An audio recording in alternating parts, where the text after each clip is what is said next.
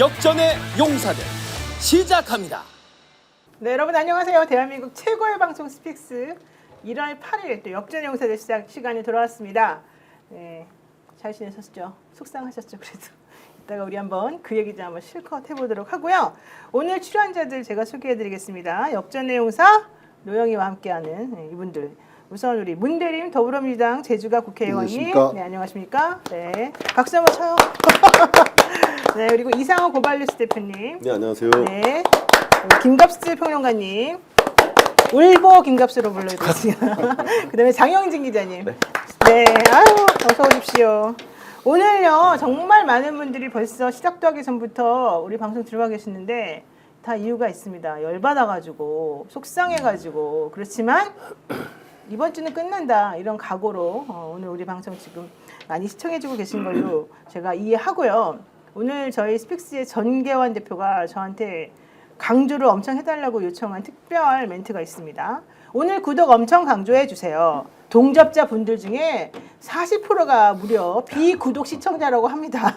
간곡하게 구독을 부탁드립니다. 1만 명만 더 눌러주시면 스픽스 힘을 팍팍 받을 것 같습니다. 여러분 구독, 좋아요 먼저 누르고 시작을 해주시죠. 빨리 누르세요. 네, 고맙습니다. 자, 오늘요 우리 문대림 의원님께 제가 여쭤보겠습니다. 네. 오늘 문자 많이 받으셨죠? 네, 오늘 사실 재의결 부결된 이후에 네. 많은 의원들이 그 한숨 상실감, 그 무력감이 쫙 퍼졌고요. 네. 그래서 바로 저희들이 이제 피켓팅을 했고, 근데 이제 들어오는 순간 상당수의 의원들이 다 핸드폰을 보시는 거예요. 그래서 저도 이렇게 봤는데 엄청나게 많은 문자들이 쏟아지더라고요. 그래서 어떤 내용으로? 또 이제 또 욕 먹는구나 그렇죠, 그렇죠. 했는데 이게 뭐 하트 빵빵들이에요. 힘내시라고. 왜 잘 못했는데 힘내라 그럴까요? 여기서 이제 그 물러설 수 없다 이것이죠. 뭐 어쨌든 그 특별한 내용 중에는 이제 국민의힘이 정광훈 당으로 퇴화하고 있다. 네. 시간의 문제다. 네. 더 강력한 의지를 보여달라. 이런 문자들 제가 오늘 상당히 많이 받았어요. 제가 국회의원 된 이후에 가장 많은 문자를 짧은 시간에 받은 그런 날이어가지고 네. 정말 이 기대와 희망을 받아야 안아야 되겠다. 그래서 저희 원내 지도부에서도 또 빨리 이제 어쨌든 재추진을 할 것이고요. 조금만 좀 기다려 주시길 바라겠습니다. 네. 사실 많은 분들이 오늘 뭐 부결될 줄 알았다. 국민의힘이 원래 당론으로 또 다 부결시키겠다고 했고 하도 그냥 본인들의 그 당 의원님들한테 막 뭐라고 하도 뭐라 그래가지고 웬만하면 부결될 거다 생각은 했지만 진짜 2표 차이, 뭐 4표 차이 이렇게 부결되니까 좀 속상하긴 하더라고요. SNS에 그렇게 올라왔더라고요. 예상됐던 대로 부결됐다. 하지만 또 하면 된다. 그러니까 그 또 전까지는 하면 된다. 짜증난다, 화난다 이런 게 더 많았는데 네. 오늘은 또 하면 된다. 언제까지 니들이 버티나 보자. 뭐 이렇게 나오더라고요. 근데 이게 확실히 반응이 달라진 게 네. 이 시민들이 이번에 윤석열 체포 뭐 탄핵 과정에서 싸우면서 네. 실제로 정치는 이제 정치인들이 하는 건 줄 알았는데 사실 이재명 대표 말씀 맞다나 국민들이 정치하는 거다라면서 현장에서 싸워보니까 진짜 상대방이 간단치 않은 집단이구나 라면서 이제 의원들의 입장을 이해한다니까. 저는 오늘 그러니까 위로를 받으신 거예요. 네. 큰 위로를 받았고요. 아까도 말씀드렸지만 이 기대와 희망 못 받아들이면 빠지 떼야 된다. 네, 맞습니다. 이런 생각. 쌍특검 부결되면서 체포도 못하고 되는 일이 없네 하는 생각이 일단 들지만요. 또 고개를 살짝 옆으로만 돌려봐도 우리가 이 공식 방송에서 윤석열 피의자, 윤석열이 잡자 이 소리 하게 될 줄이야 어찌 알았습니까? 2달 전만 해도 꿈에도 생각 못했죠.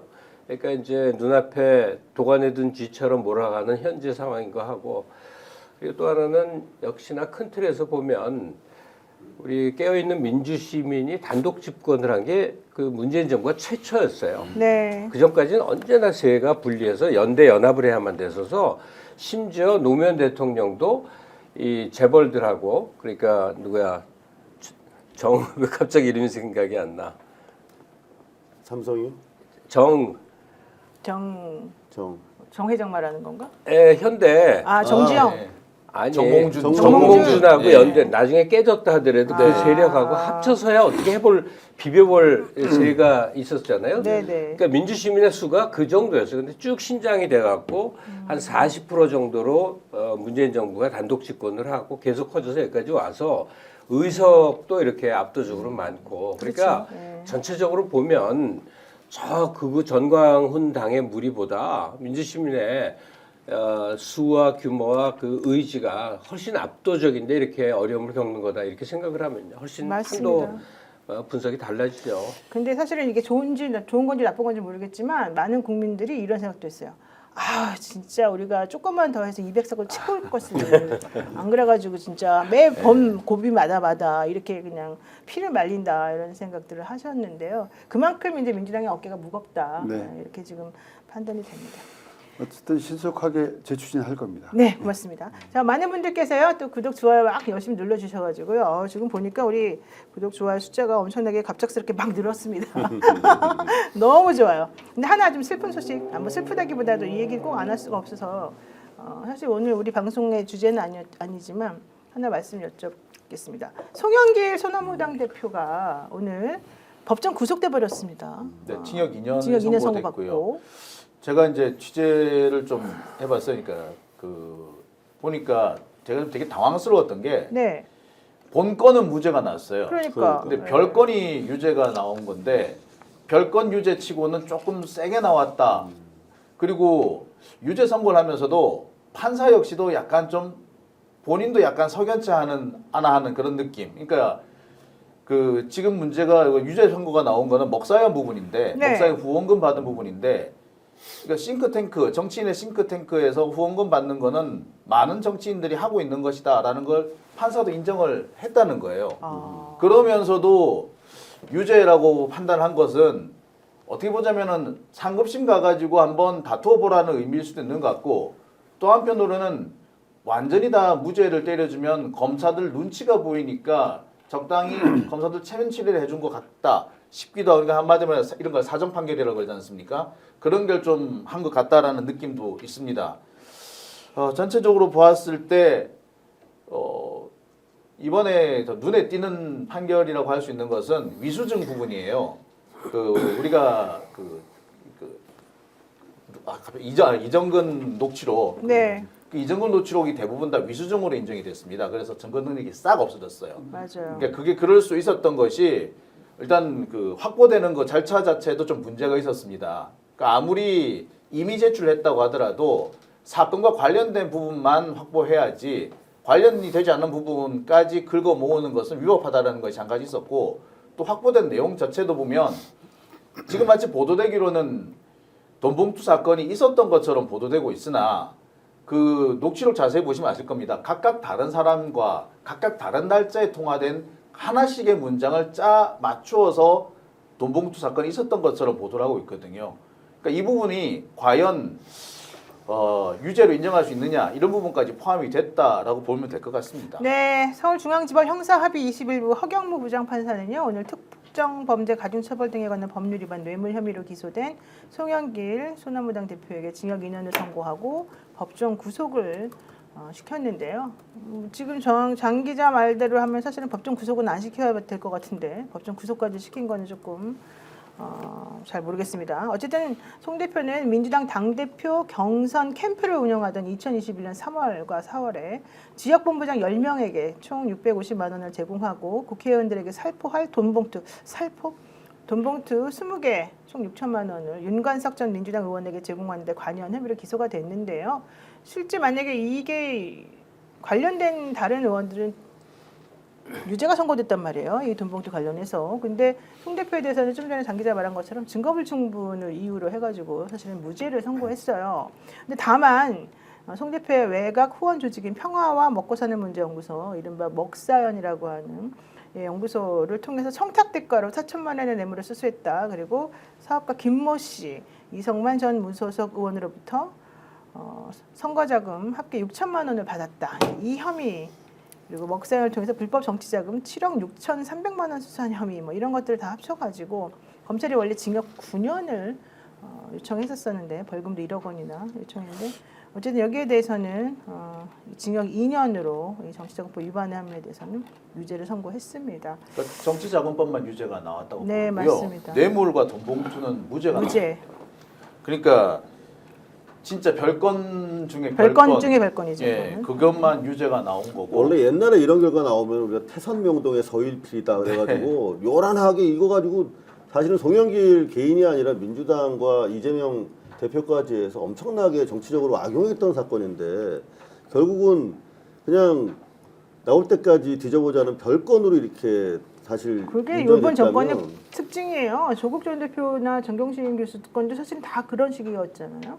그러니까 나올 때까지 뒤지는 별건 수사로 인한 그 유죄 때리기는 정말 심각한 문제인데 송영길 대표가 여러 번 방송에서 그 얘기를 했어요. 먹사연 문제. 아니 수많은 정치인들이 연구 조직을 만들고 그 연구 조직은 후원금에서 자생적으로 돌아가는데 그게 내가 받은 뇌물이라면 이걸 어찌하라는 말이냐. 아마 그렇다면 국힘의 수많은 의원들 똑같이 다 잡혀 들어갈 거예요. 그렇죠.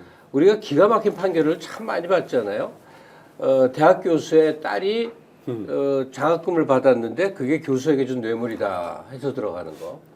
무슨 어떤 지방대학의 표창장이 뭐 입시의 부정으로 사용. 하여튼 이런 기가 막힌 수사 판결들을 보면서도 법 체계를 존중한다 해서 꼼짝을 못하고 당해요. 네. 이 부분은 도대체 어떻게 정리할 수 있는 것이냐. 네. 방법 길이 안 보이는데 어처구니 없는 일들은 끊임없이 벌어지고 있는 거죠. 네. 짚고 넘어가야 될 것이 이게 이제 오늘 그 돈봉투 사건 부분이 무죄 나오면서 그러니까 위법 수집 증거 위수증 문제가 나왔습니다. 그러니까 디지털 증거 그러니까 이정근 사무부총장의 핸드폰을 압수수색한 것이 이제 결국에는 위법 수집 증거였다라고 하는 것이 이제 디지털 증거법 원칙이 이제 확정이 된 건데 이 원칙대로 하자면 조국 대표 역시 무죄가 나와야 정상이었어요. 사실은. 네. 제가 오늘 그 소위 말하는 돈봉투 연루 의원하고 대화를 좀 나눴었거든요. 뭐 방송 때문에 나눈 건 아니고요. 다뤄질 줄 모르고 나는데 돈봉투 받았느냐 하니까 택도 없는 소리다. 그러니까 어떻게 진행되고 있느냐 하니까 이 검찰이 최후 통첩이라고 해서 언제 나오라고 언제까지 나오라고 최후 통첩을 2번 했대요. 네. 그래서 이게 안 갔죠. 다른 사정이 있어서 검찰 조사에 응하지 못했는데 그 최후 통첩 2번 받고 그 다음 뭐냐 하니까 그 다음 소식이 없습니다. 그러니까 그때 최후 통첩이라고 하고 언론에 대대적으로 홍보를 했거든요. 언론 프레이를 한 거죠, 검찰에서. 언론 프레이만 2번 하고 실질적으로 돈봉투를 받았다고 여겨지는 사람들에게 조사할 내용들이 없다는 것이죠. 네네네. 그렇게 해서 오늘 그 송영길 전 대표님 판결 나오기 전에 그 건에 대해서는 조심스럽게 무죄를 얘기하더라고요. 네. 네. 그랬군요. 별건으로 이렇게 된 거죠. 그렇죠.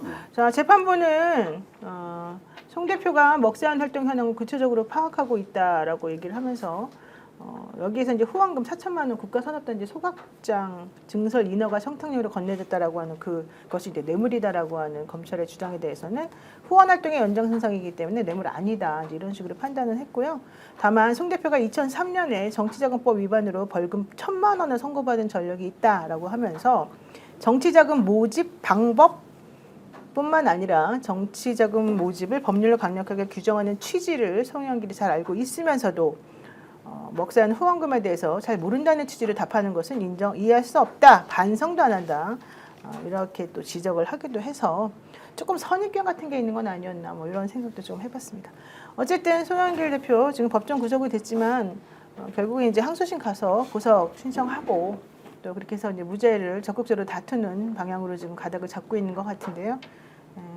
또 앞으로 이제 정권이 어떻게 될지 모르지만 또 그때는 또 어떤 판결을 내릴지 아직 1심이 또 끝은 아니니까 한번 지켜보도록 하겠습니다.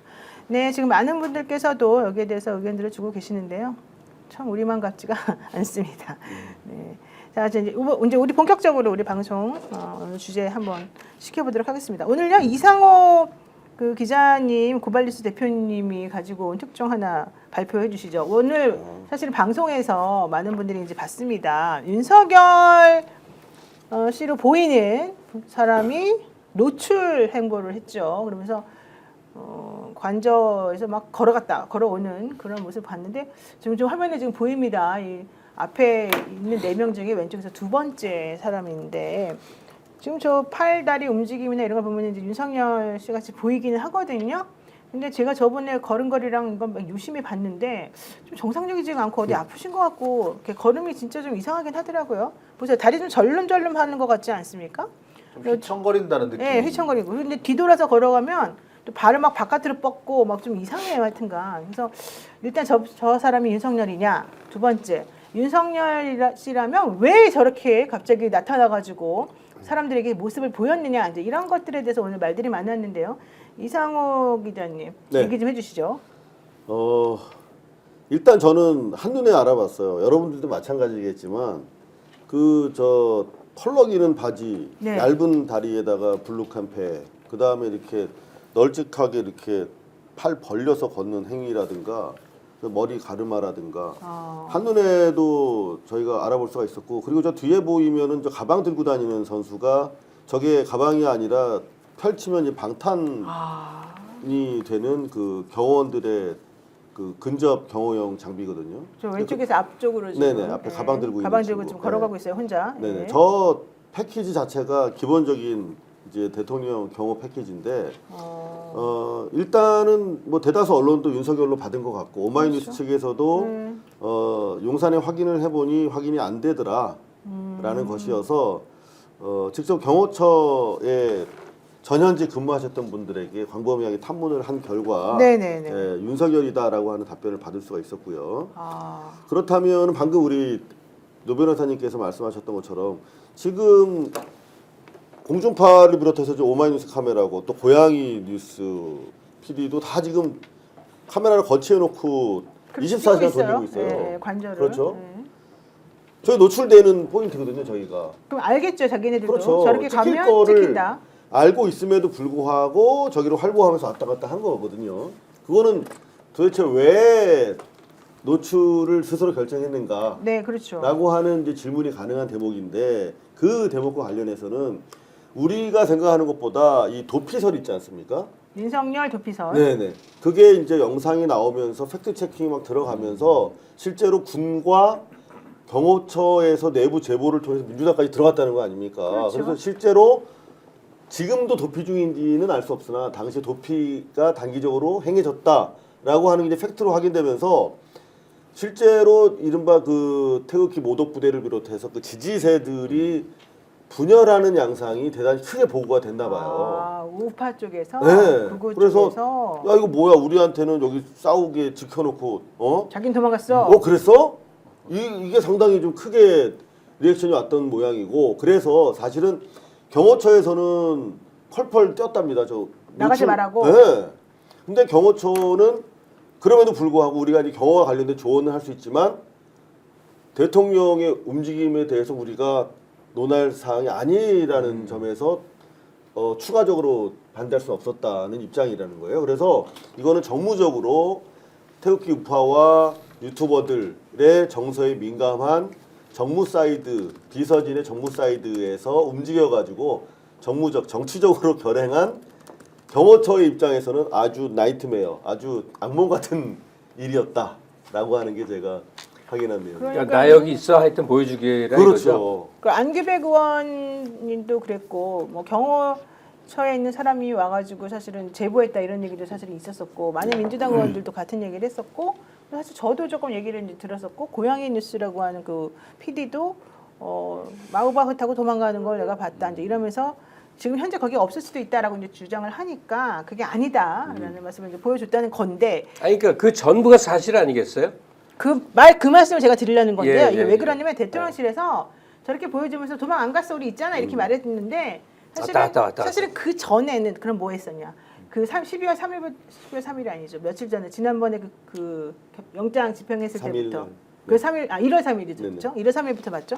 1월 3일부터 지금까지 그러면 한 번도 안 나가고 거기 있었냐? 네. 물어보니까 재밌는 게 아니란. 그 대답을 못 했대요. 윤 씨 측의 항변이 가관이에요. 뭐라 그러는데? 그러니까 항상 그랬거든. 윤석열 집단이 우리 언론과 시민단체, 우리 민주당에서 공격하면 다른 내용을 가지고 응수를 해요. 항상. 너 술 먹었지 그럼 우리 밥은 안 먹었어. 뭐 이런 식으로. 근데 이번에도 똑같아요. 그러니까 지금 우리가 제기하는 건 12월 3일 상황이잖아요. 8시 28분. 1월 3일. 1월 3일 8시 28분 네, 상황인데 네. 오늘 윤 씨 측 입장 나온 거 보니까 7일 날 분명히 저기 있었다. 네. 우리는 3일을 물어보는데 자기는 7일을 대답하는군요. 그리고 네. 어제 갔더니 있어서 보고하고 왔다. 뭐 이런 얘기를 하는 거예요. 전혀 이거는 해명이 아닌 거죠. 그렇군요. 그러니까 대통령 관저에서 당시에 나와가지고 그걸 울타리 내에서 다른 곳으로 갔을 수가 있죠. 그렇죠. 그래서 이제 어쨌든 경호처도 지금 여러 가지 얘기들이 있습니다. 오래전부터 근무했던 분들이 이건 아니다라는 얘기들을 쭉 하고 있고요. 그러면서 대통령 관저에서 분명히 빠져나갔으니까 네. 라는 생각을 해서 도주서를 얘기할 수가 있겠죠. 그러면 이제 지피는 곳이 몇 군데가 있지 않습니까? 네. 벙커가 있는 예. 그곳. 아무것도 공급을 안 해, 모든 걸 차단해도 48시간 견딜 수 있는 그곳으로 잠시 갔다 와서 장소도 확인했겠죠.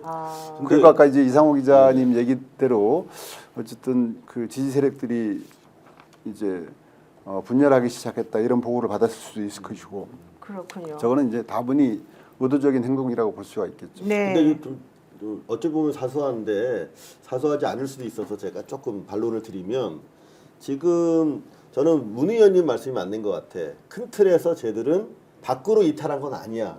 용산 관저 밖으로 이탈한 건 아니야. 그 논리는 뭐냐면 우리는 지금 합참 쪽에 있는 벙커로 이동했을 가능성을 제시하고 있지 않습니까? 그런데 고양뉴스 원 PD도 합참보다는 그 옆에 가기 전에 있는 그 경호처장 시설, 경호처 시설일 가능성이 있다는 거예요. 그렇게 보면은 큰 틀에서 보면은 관저 밖으로 이탈한 건 아니니까 도망 안 갔다고 주장할 수 있을 텐데 우리는 마이바흐 벤츠 타고 왜 아래가 아니라 왼쪽으로 이동했느냐. 제가 사진을 하나 준비를 했거든요. 이거 보시면은 지금 A 지점에서 올라가서 왼쪽에 있습니다. A 지점. 네. 네. 이렇게 꼬부라져서 이제 관저가 나오잖아요. 네. 근데 지금 마이바흐가 그 우회전하는 지점이 바로 C와 B 사이인데 B가 이제 우리 한미연합사 부사령관 대장이 있는 관사고 C가 경호처 관련 부대 시설이라는 거예요. 그 경호처장 관사도 있다고 하는데 더 진행했을 때 D 부분이 이제 대사관? 합참 합참 의장 공간이에요. 합참 의장 예. 공간. 공간인데 지금 합참 의장 같은 경우는 지금까지 드러난 바에 따르면은 내란 개입 정도가 가장 완만하고 그렇죠. 아직 지금 없는 사람 안 보이는 수사 거죠. 대상도 아닌 상황인데 약간 패싱 당한 그런 네. 느낌 있죠. 근데 지금 그 합참 의장이 출퇴근하고 있단 말이에요. 국방부 장관은 지금 비어 있지만 관사는. 근데 합참 의장이 버젓이 집주인이 있는데 잠깐 나한테 벙커 좀 쓸게 해서 들어간다는 게 사실상 좀 말이 안 되고 내란 동조 부역 세력이었으면 모르겠는데 그래서 그것보다는 C 지점에 있는 시설에 있었을 가능성이 있다. 그리고 고양이 뉴스 원 PD가 관련해 가지고 오늘 추가 영상 공개한 거 네네. 보면 그 네. 전날 이미 1월 2일 저녁에 상당수의 경호처 차량으로 보이는 차량들이 경호 시설 근방에서 대기하고 있는 좀 영상이 있었거든요. 그러니까 뭐냐면 이미 다음날 치고 들어올 걸 예상해서 도피 행로와 장소를 확인한 뒤에 그쪽으로도 이미 예비 병력 한 100에서 200명대의 경호처 직원들을 보내는 상태였던 것으로 지금 추정이 되는 그런 팩트가 그러니까 계속 나오고 있습니다. 합참의장을 패싱한 게 패싱했지 않습니까? 계엄사령관이 원래대로라면 합참의장이 맡아야 되는데 패싱했지 않습니까? 그 이유가 어쨌든 미국에게 계엄 내용을 들키지 않기 위해서 패싱했다라는 있더라고요. 그런 예. 이제 아주 듣기 좋은 얘기를 하는데 실제로 합참의장에 대한 평가가 다양합니다. 경제 활동에 능하고 네. 골프라는 운동을 매우 즐기고 네. 그래서 군인으로서 비판적인 시각을 갖고 있는 분들이 꽤 많더라고요. 의외로 많더라고요. 그래서 분리해서 봐서는 안 된다. 이런 의견도 분명히 있다. 이런 말씀을 그렇군요. 드리겠습니다. 알겠습니다. 좀 전에 그 화면 잠깐 한번 더 화살표 난 거 좀 하나 보여주실래요? 저는 저 사진을 볼 때마다 김정은이 좀 생각나요. 보세요. 네. 그렇지 네. 않나요, 좀? 저기 그와 관련돼 가지고 네. 뭐 소위 말 몇몇 그 사이트들에서 비교해서 너무 닮았다. 네, 너무 뭐 닮았어요. 그런 얘기들도 꽤 있었습니다. 김정은 아닌 거죠, 어쨌든. 나이 먹은 김정은 씨도 있고 근데 가끔 어떤 때는요 사태를 좀 단순하게 보는 게 문제 해법에 가까워요. 저게 지지층들에게 나 건재하는 거 보여주기 위해서 이게 언론에 노출한 게 아니라 찍힌 거잖아요. 그러니까 그렇죠. 저것도 의도된 행동이 아니라 제가 그냥 추정해보는 가장 단순한 이유는요 안에서 깝깝해서 못 참는 거예요. 그러니까 여기저기 시설물도 나와서 보고 지금 경호차도 잘 있나 하고 여기도 가보고 저기도 가보고 이 와중에 하나 아니겠느냐. 그게 계엄 당일날 전화한 거 보면 알아요.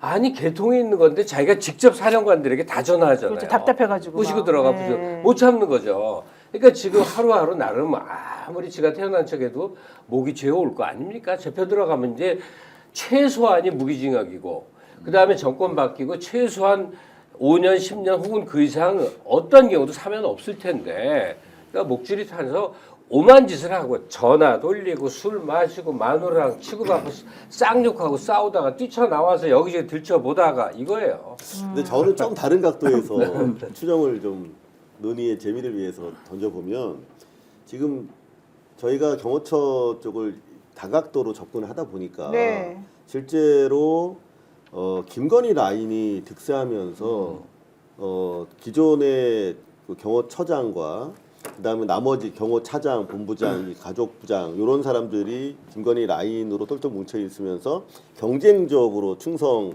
경쟁을 하면서 지금 과잉 경호 그런 얘기 현상이 나오죠. 빚어지고 있다. 이렇게 저는 지금 판단을 하고 있거든요. 네네. 그런데 실제로 그렇다면 경호 라인의 핵심을 그리고 강력 반발 세력을 김건희가 지락펴락하고 있다라고 저는 판단이 되는데 그 전날 하도 옆에서 뭐 달달 떨고 이거 어떡하지 그러니까 김건희가 제가 봤을 때는 너 그러면 상황 되면 내가 큐 줄 테니까 저 경호처장 시설로 빠져 있어. 내가 관리할게.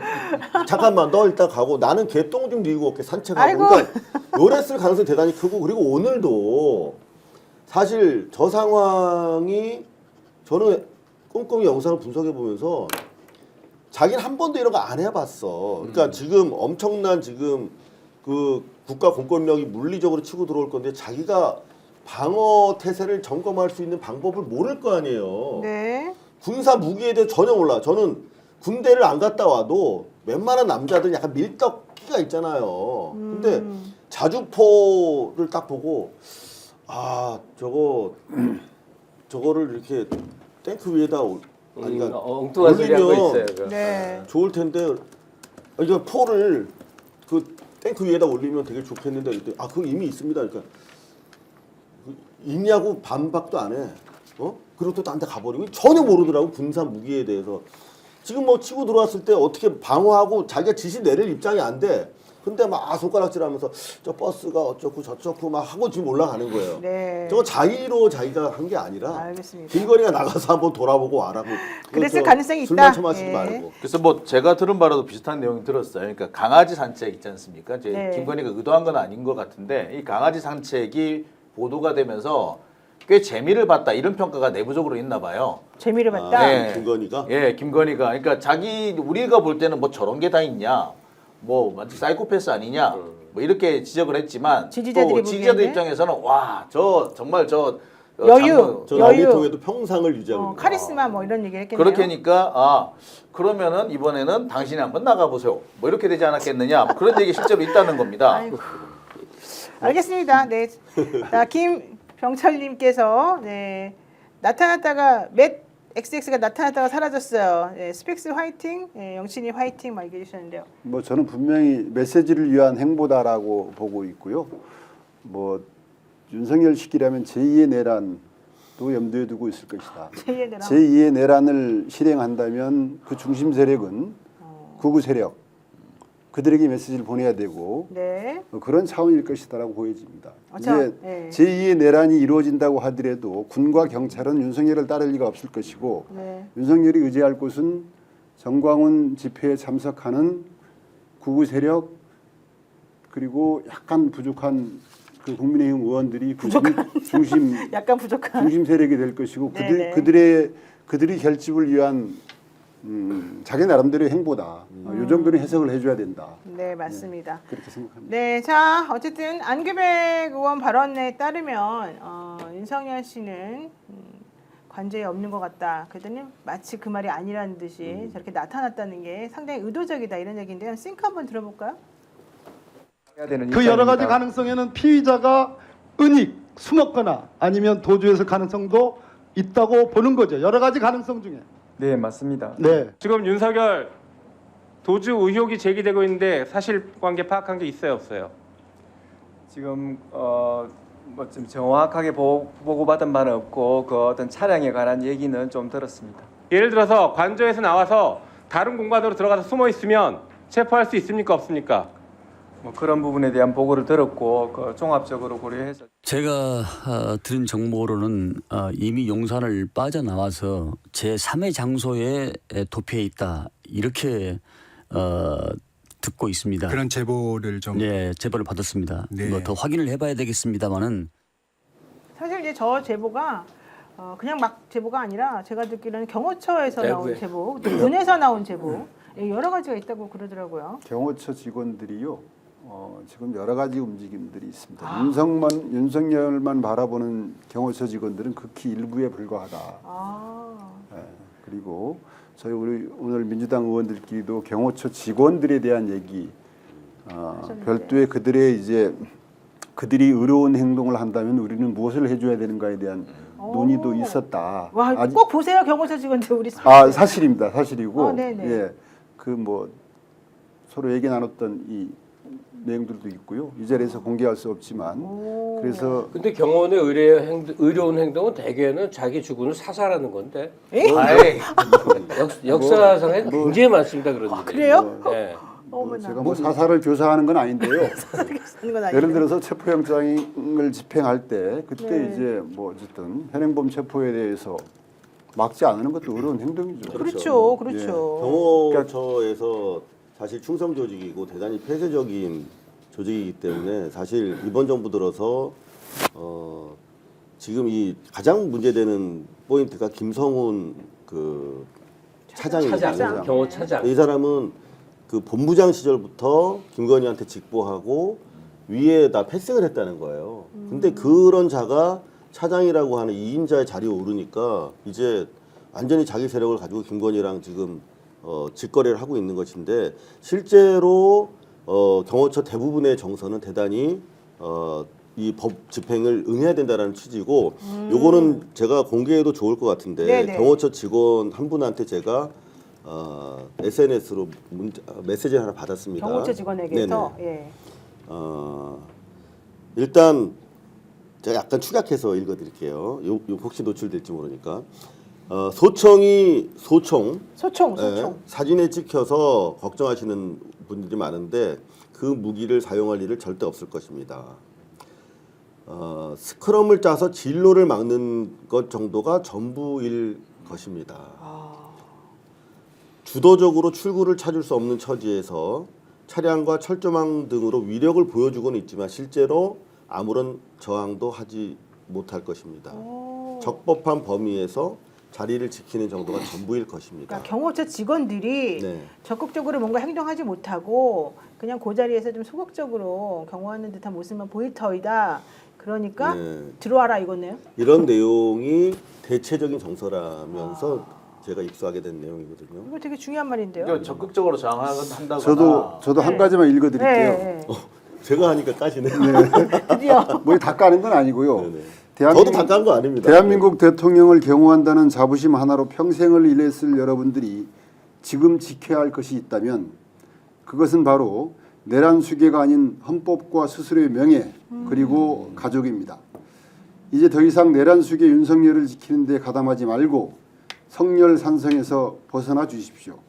사병 역할을 거부하고 헌법 수호자로서 본분을 다해 주시길 간절히 부탁드립니다. 네. 아주 극히 화면을 좀 카메라 좀 봐주세요. 왜냐면 이거 쇼츠 만들어야 돼요.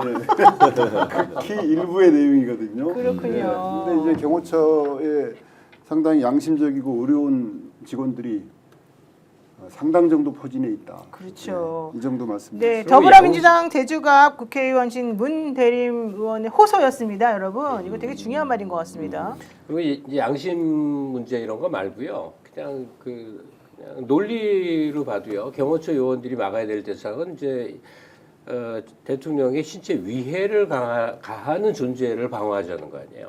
그렇죠. 예. 근데 한국의 검찰과 경찰이 대통령 윤을 신체 위해를 가하러 온다는 건 논리상 말이 안 되는 거 아니에요. 그러니까 경호처가 체포하러 오는 군 경찰을 막을 명분 자체가 존재하지 않는 거예요. 그걸 계속 주지시킬 필요가 있다고요. 맞아요, 맞습니다. 맞아요. 네, 맞습니다. 자, 폴라님께서 정상적인 일상을 위해서 응원합니다 이렇게 해주셨는데요. 우리 장 기자가 또 취재한 내용도 있죠. 그러니까 경호처 직원들이 지난번 1차 진입 때도 1월 3일 날. 예, 1월 3일 날 진입 때도 적극적으로 저항할 의지가 있었다거나 총기를 사용할 생각까지는 없었다는 거예요. 그러니까 그분들도 경호원이니까 아무것도 안 할 수는 없는 거고 그러니까 적당히 체면을 차리고 어떤 자신의 존재의 의미만 지키는 수준에서 머물 생각이었는데 공수처에서 들어오다 마는 바람에 자신들이 오히려 더 당황했다 그런 얘기도 합니다. 실제로 그런 얘기를 하더라고요. 그래서 이게 여기서 이제 공수처가 너무 미온적이었다. 겁을 먹었던 거죠. 그렇죠. 예, 제가 보기에는 공수처가 자신들이 지금 이 감당하고 있는 이 사건이 이제 너무 놀라운 거죠. 그래서 자기들이 감당을 못 하고 있는 상황. 그렇다고 보시면 맞을 것 같아요. 그렇군요. 알겠습니다. 네, 어쨌든 윤갑근 변호사는 윤석열 대통령 어제도 만났다 이런 얘기도 하고 있고요. 또 사실은 윤석열 대통령이 나 공수처에 선임계 내려고 그랬는데 공수처가 안 받아줘가지고 우리 못 냈어 이런 얘기도 해요. 근데 그게 웃기는 게 공수처는 내란죄에 관련해서 수사할 명분도 권한도 없다고 지금 주장하는 게 윤석열 씨 측이거든요. 그러면 변호사 선임계도 원래 안 내야지 되는데 변호사 선임계 내려갔는데 니네가 다 깠잖아. 사실 이제 이 얘기를 지금 했거든요. 그렇죠. 이거는 무슨 뜻입니까?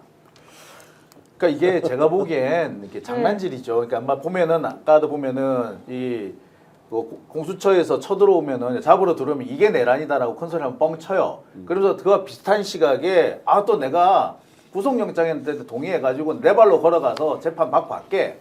또 이런 식으로 얘기를 합니다. 이게 한마디로 보면은 한쪽에서는 양동작전 같은데 결국엔 이게 페이크라고 보는 게 맞겠죠. 그래요? 근데 법조인들이라면 좀 그럴싸한 거짓말을 할 것 같아요. 근데 공수처는 계속 너희들 지금 선임계도 안 내고 있다라며 언론에다가 계속 틈만 나면은 쟤네는 지금 공수처 수사 받을 의지가 없는 놈들이다라며 이제 체포영장 청구의 정당성을 주장해 왔단 말이죠. 네. 그런데 갑자기 자기들 선임계 내려고 했는데 안 받아줬다. 이거는 말도 안 되고 그 와중에 나온 얘기가 그러지 말고 그냥 우리 수사하지 말고 그냥 기소해. 아니면 사전영장 치면 그때 응할게. 이거는 사실은 전혀 이야기가 안 되는 그냥 그렇죠. 당장 상황을 모미하려는 윤석열 씨 거짓말이잖아요. 그러니까 흔히 수사를 피할 때, 재판을 피할 때 버텨라, 도망가라, 그다음에 비싼 변호사 써라. 그렇지. 그런데 지금 윤석열 이쪽이 계속 그 방식을 그대로 쓰고 있는 거고요. 기소를 하면은 내가 재판 받을게. 결국 이것도 버티거나 도망가는 것 중에 그 방법 중에 하나라고 봅니다. 네, 그럼에도 불구하고 민주당과 다른 야당들의 또 그리고 국민들의 의사는 확고부동한 것 같습니다. 박찬대 원내대표하고 우원식 의장 얘기 한번 들어보도록 하죠. 국민의힘이 아무리 우기고 방해해도 윤석열의 범죄 행위를 숨길 수 없고 윤석열의 파면을 막을 수 없습니다. 더불어민주당은 신속하게 내란 특검법을 재추진하겠습니다. 민주당은 국민과 함께 헌정 질서와 민주주의를 지켜내겠습니다. 망상에 사로잡힌 무법자들로부터 국민과 나라를 지키겠습니다. 헌법 수호의 의무가 있는 입법부의 수장으로서 법치라는 헌법 가치가 부정되는 상황을 지켜만 보는 것은 옳지 않다 판단되어 한 말씀 드립니다. 현직 대통령에 대한 법원의 체포영장 발부는 국가적으로 큰 불행한 일입니다. 그러나 대통령이 물리력을 동원해 적법한 법 집행을 거부하는 것은 더욱 참담합니다. 전 세계가 지켜보고 있습니다. 대한민국의 근간인 법치주의와 국가 사법체계를 정면으로 부정하는 일이 더는 없기를 바랍니다. 네, 의원님 지금 윤석열 씨에 대한 법원의 체포영장이 두 번째로도 발부가 되지 않았습니까? 네. 그래서 사실은 어제부터 계속해서 혹시 하면서 다들 좀 경계태세에 들어갔고요. 영장을 집행할 가능성이 좀 높다 이런 얘기도 사실 계속 나왔는데 결국 오늘까지도 안 하는 것 같고 제가 보기에는 내일 모레 정도 금요일 정도는 할 것 같아요. 11설이 있어요. 예, 네. 있고요. 이번은 그야말로 입체적으로 세밀하게 준비를 해서 더 이상 실수를 하지 말아야 된다 이런 얘기들이 흘러나오고 있고 경찰에서도 경찰 특공대, 광수대 모든 인력들을 동원한다라는 이제 그런 준비들을 하고 있다라는 얘기를 들었습니다. 들었는데 이게 기본적으로 이번 그 영장 시한을 공개하고 있지 않지 않습니까? 그렇죠. 네. 이 공개하는 것은 여러 가지 전략적으로 저들에게 그 방어벽을 칠 수 있는 전략을 이제 들킬 필요 없다 해서 이게 의외로 시한이 길 수도 있다라고 합니다. 그럴 수도 한 있겠죠. 달 이상일 수도 있다. 지난번에 한 달, 7일짜리 했더니 너무 예. 작아서. 근데 예. 지금 하루라도 빨리 우리의 대한민국의 불확실성을 이제 해소하기 위해서는 윤석열을 잡아내야 되는 그러한 부분에 대해서는 국민 누구나가 이제 의식하고 있기 때문에 경찰도 그런 것들을 받아 안고 빠른 집행이 있을 것이다 이렇게 보여집니다. 그래서 어쨌든 일주일 내라는 얘기들을 많이 하는데요. 저희가 예측은 좀 하기 힘든 것 같습니다. 예. 온 국민이 지금 촉각을 곤두세우고 윤석열이 언제 잡아들이나 언제 체포하나 이러고 있잖아요. 과거에도 이런 적이 있었나요? 그러니까요. 저는 2002 월드컵 때 우리나라 몇 등 하나 그것만 맨날 온 국민하고 같이 본 기억 외에 이렇게 촉각을 곤두세운 일이 없었던 것 같아요. 197을 하하님께서 토요일 하게 되면 그때까지 불면증에 시달리는 국민은 누가 보상해 줍니까? 이런 얘기하고 저도 온몸이 아파요. 하도 긴장해가지고. 사실 제가 이런 말씀드려 상당히 죄송한데요. 우리도 상당히 힘들잖아요. 근데 지금 진짜 힘든 건 윤석열일 거예요. 안 힘들 것 같아요, 저는. 참네요. 윤석열은 안 힘들어요. 왜 갑자기 이래요? 그러니까 뭐냐면 제가 드리는 말씀은 이게 차라리 시간을 끌어서 지치는 시간이 오히려 우리가 경찰이 털고 들어가기가 좋을 수가 있다. 얘기를 우리는 좀 버티기도 힘들겠습니다만 그 가능성도 있다라는 말씀을 해서 제가 드리고 싶은 거는 좀 조급하게 생각하지는 말자. 그러니까 경찰도 이제 사실 피로감이 크죠.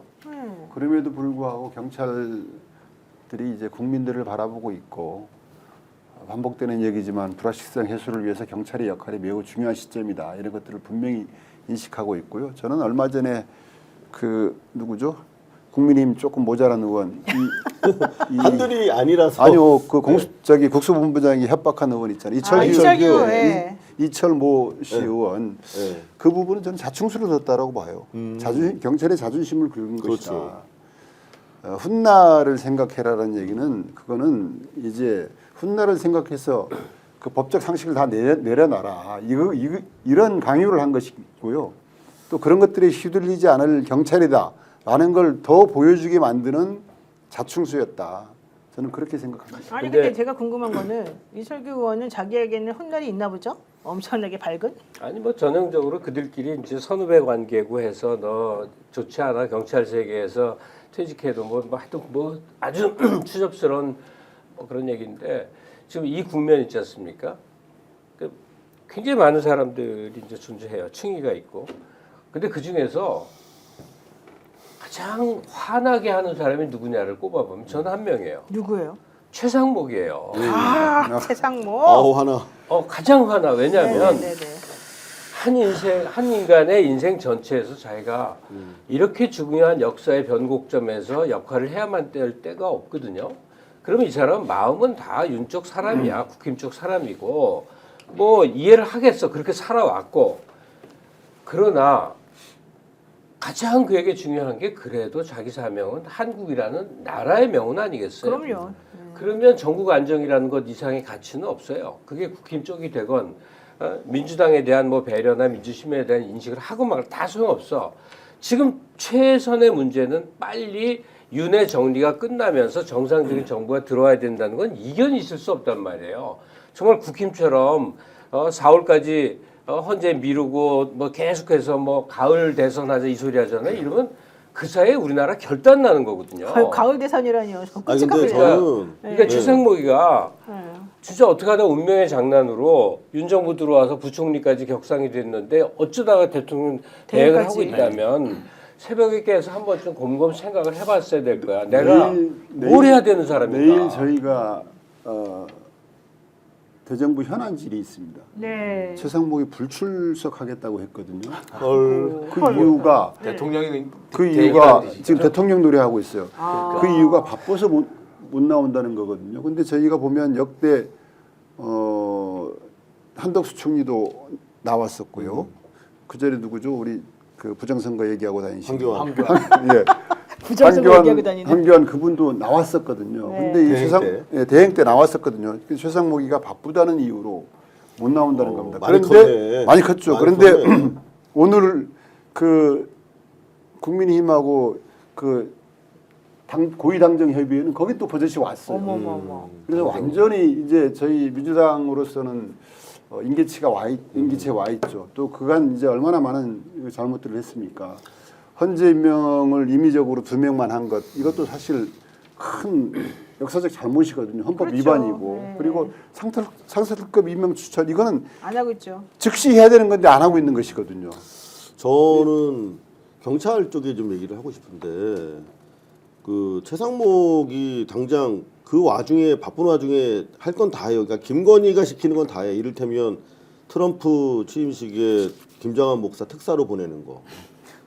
이거는 사실 김건희를 로비를 위한 저는 특사라고 보이는데 여하튼 간에 지금 하루하루가 너무나 지금 급박한 상황입니다. 그러니까 우리들 하나하나 기다리는 것도 너무나 고통스럽지만 대한민국 경제 측면에서 이 불안정성 때문에 아무것도 못하고 있어요. 지금 대한민국 국민들은 투자도 못하고 내가 한 잔 나가서 소비도 못하는 상황이에요.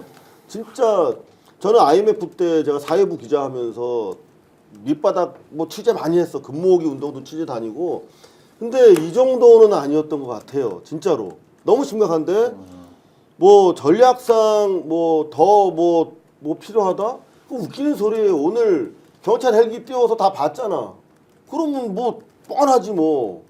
더구나 제가 오늘 김장겸 전 의원이랑 만나서 얘기하면서 진짜 경찰들한테 꿀팁을 하나 드리려고 그래요. 그 사진 한번 마저 띄워봐 주시면 ABCD 있는 거. 지금 어떻게 돌파하냐 차벽을 저 A로 들어가면은 차를 뭐 샌드위치처럼 포개놨잖아요. 차 샌드위치는 처음 봤습니다. 그거 사실 끌어당기는 게 쉽지 않아요. 그게 레카로 되지 않는 방향으로 세워놨기 때문에 운전해서 꺼내는 수밖에 없어. 자 그래서 지금 김장겸 죄송합니다. 김장겸 재수없는 제 이름을 얘기했는데 김의겸 의원이 저 관사에 많이 가봤답니다. 외교 장관 시절에. 저 E랑 F 사이드 있잖아요. 저기 한남더 힐 아파트 언덕인데 저기로 내려가면 아무것도 없어요. 아무것도. 들어가면 되는군요. 네. 저거 뭐 이렇게 바리케이트 격파하면서 나갈 필요가 없는 거야. 이런 얘기를 하면 또 저쪽으로 경호 쪽이 치중하겠지? 그러면 또 다른 루트를 또 제가 알려드릴게요. 여하튼 삥 돌아서 가면 허술한 데가 너무 많다는 거예요. 그러니까 우리가 신사답게 문을 열어라 이러느라 해서 갈 게 아니라면 그냥 무혈 입성할 수 있는 루트는 많고 그런 거 다 아는 게 경찰이니까. 지금 말해주세요. 예? 아니 지금 저 말씀해 주세요. 말하면 안 돼? EF 저기가 삥 둘러서 아무데나 내려가도 된다는 거예요. 저기가 저기 사실 저 접근로도 아주 양호한 접근로가 있어요. 네, 산책로도 있어 심지어. 예, 그래서 저기에 그냥 보통 시민들이 걸어서 산책하시는데요. 옛날 당국대학교 있을 때 특공대 갈 필요도 없겠네요. 네, 저 올라가서 저 아베크족도 데이트하고 뭐 그러던 동네라는 저희가 거예요. 데이트하는데 사람들이? 어허. 저기 뭐 옥정중학교 쪽이나 이쪽으로 넘어가면요 더 네. 가깝다고 하더라고요. 그리고 난 이지은 총경 얘기 오늘 네. 듣고 상당히 공감을 했는데 헬리콥터 꼭 띄우라는 거예요. 그렇죠. 그러면 시끄럽게? 체포하는 순간에 빠바바바바밤 그 심리적 압박감이 엄청 커서 경호원들도 굉장히 위축된답니다. 정신이 그러겠죠. 없어요. 예, 헬리콥터가 지네끼리 착륙을 안 하고 시끄러우니까. 위에서 빠바바바바 계속 도는 거죠. 그거 굉장히 역할을 한다고. 아니 이렇게 그러거든요. 우리도 다 아는 건데 왜 그들은 몰라요? 체포할 의지가 진짜 없나 보네요. 경찰은 알고 있고요. 알고 제가 볼 있겠지. 때는 공수처는 그런 의지가 없었던 것 같아요. 입체적으로 준비하고 있다. 하고 있대요. 아, 그냥 이번에 안 하면 진짜 혼내주셔야 돼요. 빨리 좀 했으면 좋겠습니다. 빨리. 그러니까요. 지금 이철규 씨 아까 얘기했었고 그다음에 아까 최상목 대행 얘기를 했는데 저는 이분들이 은근히 윤석열이 복귀할 수 있는 거 아니야?라는 꿈을 아직까지 버리지 못하고 있는 것 같아요. 여전히. 그러니까 아니에요. 먼저 단 하나예요. 그러니까 이재명 아웃이에요. 아니 지금은 대선 주자가 안 정해져서 그래요. 국민의힘이. 그러니까 뭐 국민의힘이 이 사람들 대선자만 여전히 정해지면. 주술의 힘을 믿고 있는 것 같다라는 생각마저도 들어요. 아니야. 물론 그런 걸 믿고 있겠지만 좀 그런 것도 중요한데. 그러니까 그럴 수 있으니까 니들 뭐 그럴 수도 있는 거 아니야. 근데 함부로 굴지 마. 이렇게 협박한 걸 수도 있지 않겠느냐. 아이고. 뭐. 최상목 씨가 얼마나 안일한 인식을 하고 있는지 한번 들어볼까요? 체포영장 집행과 관련하여 간곡히 말씀드립니다. 어떤 경우에도 시민들의 부상이나 정부기관 간 물리적 충돌 등 불상사가 절대 없도록 만전을 기해 주시기 바랍니다. 무슨 말입니까? 저거는 무슨 뜻입니까? 윤석열 대통령으로 모셨었으니까 그 얘기하면 되죠. 윤석열에게 얘기하면 될 걸 왜 국민들한테 얘기해? 그리고 저거는 관객의 얘기예요. 싸우지 말라고. 이쪽 저쪽을 다 지켜보는 관계의 얘기야. 그게 아니라 빨리 상황을 수습해서 정리해달라는 요구를 해야 될 거 아니에요. 저건 정말 한심한 사람인데 저 사람을 보다 보면 공수처장에 대한 욕이 사라져. 공수처장은 그냥 바보스러웠기는 하지만 몇 개 할 건 했잖아요. 근데 최상목 씨를 쳐다보면 그 교활함.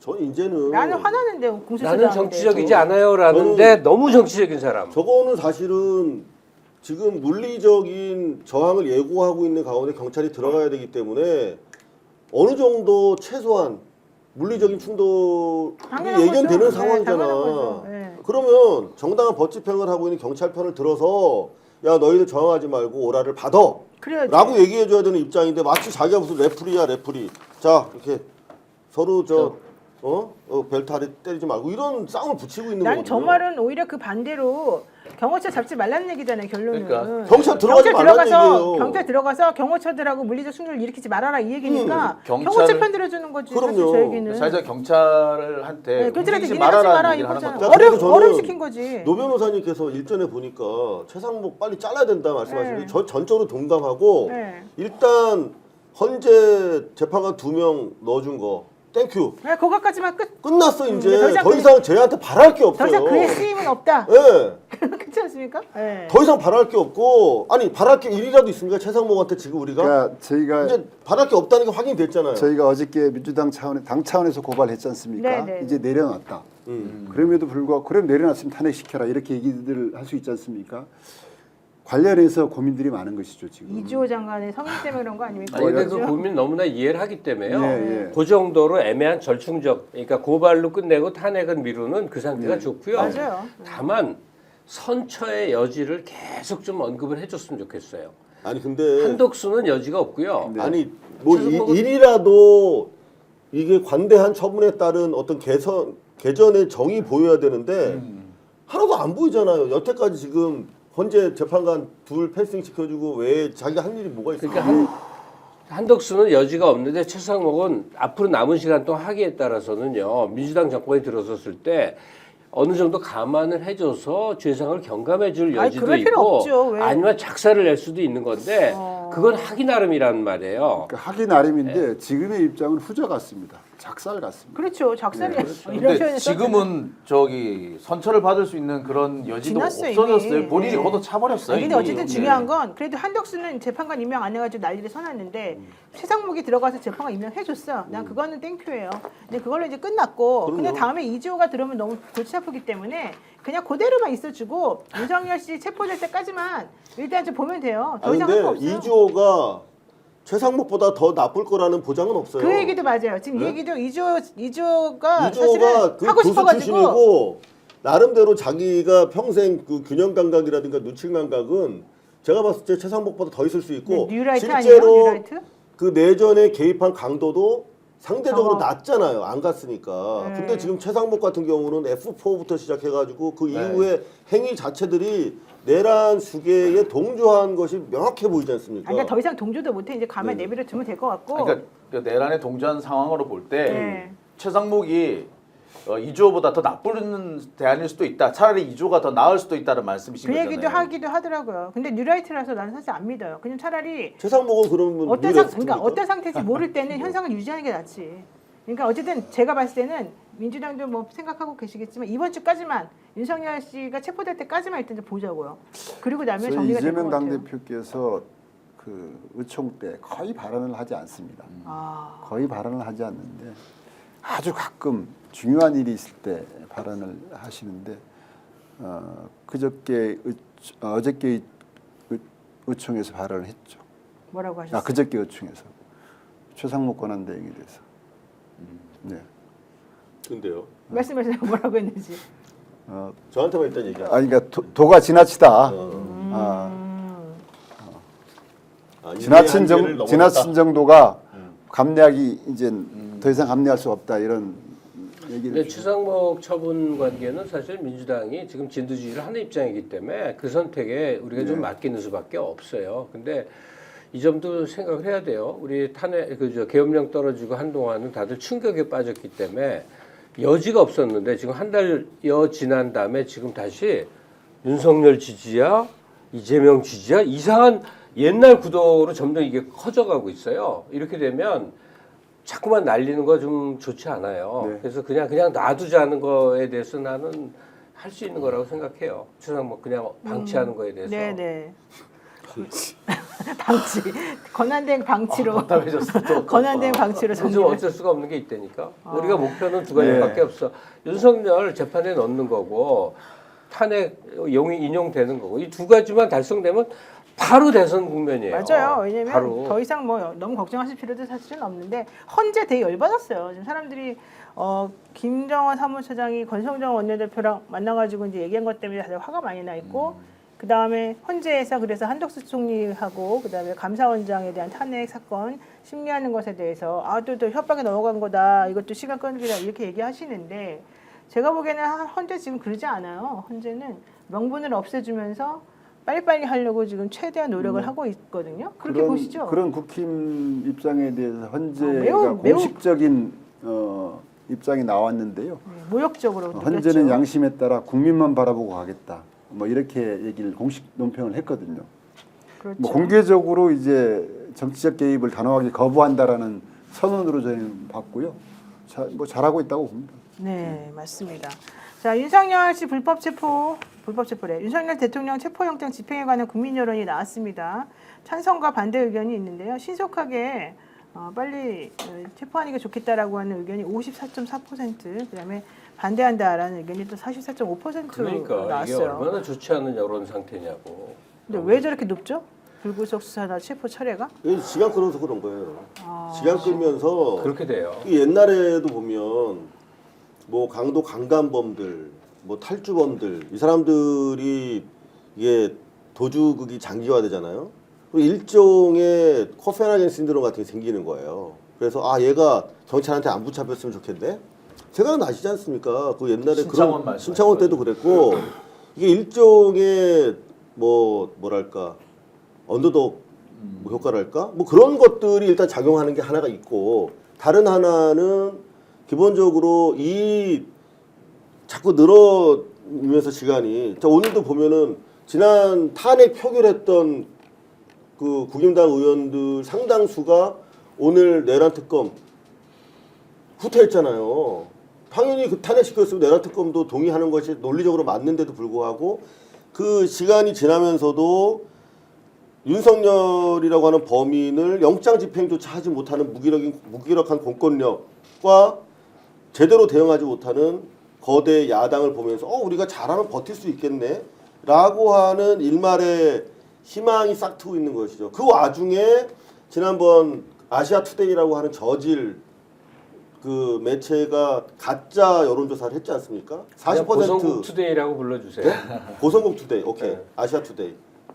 거기서 말도 안 되는 유도 질문을 가지고 40% 윤석열에 대한 지지율을 만들어냈어요. 그런 것이 지난 우리가 명태균 사건 때 봤던 것처럼 가짜 여론조사 결과가 가짜 여론을 만들어내는 걸 봤잖아요, 우리가. 근데 그 짓을 하고 있다니까요. 그러니까 갤럽이나 시간을 주면 안 된다는 거예요, 그래서. 갤럽이나 리얼미터, MBS 같은 정상적인 여론조사에도 이 고성국 여론조사가 영향을 미쳐서 이제 나빠졌다는데 그것만 요인이면 다행인데 그게 아니고 사람들이 이제 느슨해지면 다시 원래 국힘 지지, 원래 민주 지지로 돌아가는 상태가 돼버리는 거예요. 네. 그래서 빨리 정리해자는 건데 앞으로 여론 지형이 생각보다 참 나빠질 가능성이 많아요. 성과가 없기 때문에 가시적인 성과가 나와줘야 되는데 지금 한 달째 가시적인 성과가 나오지 않는 점이 가장 큰 요인이라고 생각이 들어요. 그러니까 여러 가지 문제들이 연달아서 생기는 거라고 보여집니다. 아니 그래서 간곡히 좀 얘기를 하는데 이 전체 전개 속에 저쪽은 얼마나 많은 말폭탄 되지도 않은 법률 조항 갖고 싸워왔어요. 근데 이쪽에 힘이 된 건 유일하게 검찰에서 김용현 국방장관 기소한 기소장 내용이었어. 이들이 얼마나 무도한 짓을 하려고 했는지 조항이 하나하나 나오니까 사람들이 기겁을 한 거란 말이에요. 그러니까 이제 경찰 특수본도 또 공수처도 그동안의 수사 기록 중에서 국민들이 좀 알 필요가 있는 수사 내용들을 계속 좀 브리핑을 해달라고요, 국민들한테. 네, 맞습니다. 그래야 여론이 이게 진짜 우리가 계엄을 당해갖고 큰일 날 뻔했구나를 자꾸 인식을 하게 되는 지금까지 거죠. 보면 지금 김 선생님께서 정확하게 말씀하신 게 물론 우리가 탄핵을 국회에서 가결하고 지금까지 끌어온 거 민주당의 이재명 대표를 위시해서 정말 의원들 잘했고 우리 국민들 훌륭했지만 실제적으로 지금까지 위너는 검찰이에요. 가장 효용의 극대치를 보여줬어. 그러니까. 근데 그 이후에 국임당이 다시 재결집하는 건 그렇다 치고 민주당의 지지도가 왜 떨어지냐고요. 그 알량한 맨날 반복하는 그 한마디 역풍 우려. 그것 때문에 지금 못하고 있는 거 아닙니까? 왜 최상목이를 왜 놔둬야 되는지 정말 이해할 수가 없어요, 저는. 네, 지금 옆에서 듣고 계시는 민주당 의원님 좀 불편해하시는데요. 저희가 이제 조금 전에도 말씀드렸습니다만은 내일 현안질이 들어가고요. 그리고 또 내란 국조가 금방 가동이 됩니다. 여기서 내란 국조 활동이 실시간으로 전국적으로 이제 방송이 되지 않습니까? 윤석열이 이런 대역죄를 저질렀다라는 것을 리마인드 시켜주기에 충분한 인력 선수들이 배치되고 있고요. 또 저희가 또 법사위도 또 공격력을 또 재정비한 상태입니다. 그렇게 해서 당분간 이제 국회 내에서 민주당의 여론전이 더 강해질 것이다. 이 여론전이라는 것은 객관적으로 윤석열이 저질렀던 이 계엄이 사전에 준비된 행위였고 이러이러한 무시무시한 아직 구체적으로 외환이라고 단정짓지 못하지만 외환 유도의 내용까지도 쭉 국민들께 얘기하는 공개적으로 이렇게 그 방송을 통해서 전파되다 보면 또다시 이제 국민적 분노는 커질 것이다. 제가 어줍지 않지만 30년을 폭로를 전문으로 하는 고발 기자질을 해왔어요. 30년을. 그래서 뉴스의 라이프 사이클을 알아요. 제가 목숨을 걸고 보도한 게 있어요. 삼성 X8이라는 보도인데 그거 제가 10개월 동안 취재해서 한 달 동안 MBC 톱뉴스로 나갔어요. 한 달 동안 매일 톱이 삼성 X 파일로 나갔어요. 32일인가 그렇게 진행이 됐습니다.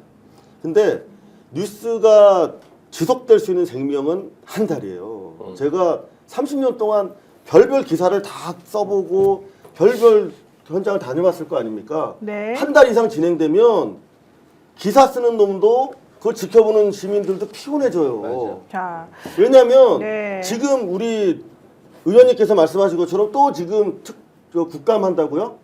좋지. 이게 지금은 다 알아. 국민들이 이미 다 알아. 전모를 디테일한 거 더 이상 필요 없는 거예요. 이 상황이면 이제 죄인은 감옥에 가야 되고 그 다음에 듀 프로세스 정해진 수순대로 우리가 상상하듯이 법정에 서야 되고 수의 입고 뒷모습 이렇게 하고 들어가고 그런 것들을 기대하는데 아직 꼬리를 못 지키고 있는 민주당과 경찰에 대해서 이제는 서서히 피로감이 누적되고 있는데 그걸 감히 얘기를 못 하고 있는 거예요, 국민들이. 근데 뭐 다 맞는 말씀이고요. 예. 일단 좀 시간이 좀 많이 됐으니까 좀 정리 한번 잠깐 하는 차원에서 말씀드리면 지금 민주당이 잘못하고 있는 건 없다고 봅니다. 민주당은 지금 할 수 있는 거를 다 지금 차분차분히 하고 있고, 그렇죠. 예, 워낙 이제 대행들이 이상하게 행동하니까 탄핵 얘기 자꾸 나오고 그러다 보니까 계속 하는 거냐 이런 이제 반발이 또 나와서 자꾸 덤태기를 쓰는 부분이 따로 있는 좀 것 만나야 같고. 되겠습니다. 네, 따로 얘기 좀 해보시고 그리고 제일 잘못한 거는 공수처가 체포영장 집행을 엉터리같이 했기 때문에 다들 화가 나고 분노가 치밀어 올라서 사실 그런 것이지 다른 잘못은 없습니다. 근데 이제 공수처가 스스로 잘못을 뉘우치고 잘하겠다고 하니까 그때까지 조금만 기다려보는 정도인 것이지요. 예. 제가 한 가지 좀 여쭤볼 게 있습니다. 이게 국방부에서 국회 협력단을 보내지 않습니까? 네. 그분들이 이번에 계엄 과정에서 무슨 역할을 했는지 혹시 파악된 게 있으신가요? 협력관이라고 하죠. 협력관들인데요. 이들이 아마 제가 뭐 국방이 없어서 모르는데 한 대령급 정도 되지 않나 싶습니다. 준장도 계시고요. 준장도 있겠죠. 예, 뭐 근데 대령 뭐 중령도 계신데 그들이 계엄과 관련 비상계엄과 관련 역할을 했다고 제가 들은 바는 없고요. 네, 그 공소장에 나와 있어요. 최근에 나오는 내용들은 뭐냐면 안보실 NSC 1차장이죠. 김태효. 아니 김태효 씨 말고요. 예, 예. 양모 준장이 실제 그 양모 준장한테 지시를 받으라. 수방사하고 특전사 니들 저기 그 양모 준장 지시 받아가지고 몇 번 문 어느 문을 점령하면 되는지 지시 받아서 하라고. 그리고 우리 여자는 너무 그 복잡해가지고 위치를 잘 모르겠으니까 그 사람 찾아가서 길 물어보라고. 그렇게 했다는 게 공소장에 나와 있습니다. 아, 공소장이에요? 예. 김용현 공소장에 나와 있습니까? 박한수 공소장에 박한수 공소장. 예. 제가 박한수 공소장은 아직 못 봤고요. 거기에 보면은 예. 한 6차례 정도 등장합니다. 제가 이 부분은 꼭 확인해 네. 보셔가지고 네. 이거 밀정을 옆에 키우고 있는 거지 않습니까? 내일 국방위 간사하고 긴밀하게 논의해 보겠습니다. 열심히 하겠습니다. 네, 자, 또 장시간 시청해 주신 여러분 감사드리고요. 너무 걱정하지 않으셔도 됩니다. 천천히는 아니고 지금 적당한 속도로 지금 잘 가고 있으니까 그냥 계속해서 응원해 주시고 또 계속 눈을 부릅뜨고 지켜보면 될 것 같습니다. 네, 오늘 역전의 영상 여기까지 마치겠습니다. 고맙습니다.